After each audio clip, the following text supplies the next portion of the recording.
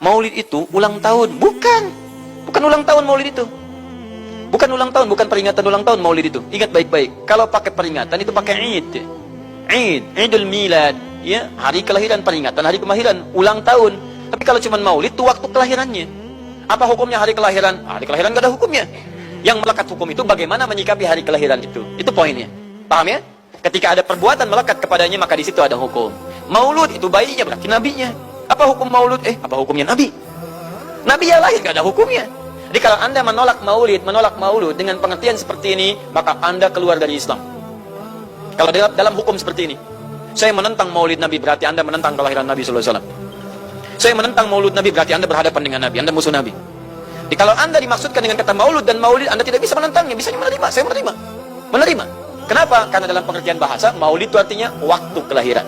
Maulud artinya nabinya. Bagaimana menyikapi maulid dan maulud itu? Saya tahu nabinya dilahirkan, nabinya sudah ada. Jelas ya? Maka kemudian saya pun tahu waktu kelahirannya. Bagaimana kemudian menyikapi itu semua? Maka Masya Allah, Quran surah ke-11 tadi, 10 tadi, Yunus, ayat 57 sampai 58. Kalau sampai kemudian ke 58-nya, falyafrahu. Gembira antum. Gembira, bahagia, silahkan. Maksud tidak gembira? Nabi Isa gembira, kita tidak gembira. Ya, Nabi Ibrahim gembira, kita tidak gembira. Nabi yang tidak melihatnya gembira. Masa kita yang mendapatkan bagian Nabi tidak gembira? Jelas ya? Nabi yang mengharapkan hadir saat kedatangannya gembira. Kita yang mendapatkan kedatangan beliau walaupun tak mampu melihatnya dan kita menjadi umatnya, masih tidak gembira? Umat dulu bukan bagian umat Nabi Muhammad karena Nabi Muhammad tidak hadir di zamannya. Gembira dengan berita kedatangan Nabi Muhammad padahal nabinya belum datang.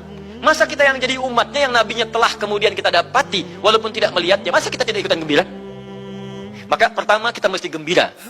Maka yang kedua, bagaimana mengekspresikan kegembiraan itu? Maka contoh-contoh dari Nabi sallallahu alaihi wasallam bagaimana mengekspresikan kegembiraan dengan Nabi sallallahu alaihi wasallam itu, pertama Nabi sendiri menyikapi hari kelahirannya dengan berpuasa di hari Senin. Jelas ya? Ini bagi Nabi sendiri pribadinya. Nanti jadi hukum untuk kita. Nah, sekarang bagaimana para sahabat menyikapi kelahiran Nabi sallallahu alaihi wasallam, kedatangan Nabi sallallahu alaihi wasallam dan menyikapi keberadaan Nabi sallallahu alaihi wasallam. Bukan cuma lahirnya, tapi setiap kedatangannya. Nabi datang dari Madinah, dari Mekah ke Madinah disambut oleh para sahabat yang ada di sana. Nabi datang dengan perang Tabuk, dari perang Tabuk disambut oleh para sahabat di sana. Tala al-badru alaina min thaniyatil wada'i wajib syukru alaina madalillahi da'i. Masya Allah, disambut dengan madid.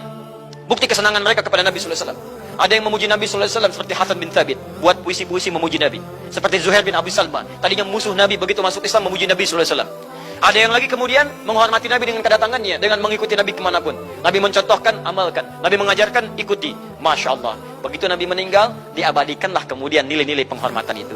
Ada yang menulis sejarah tentang Nabi.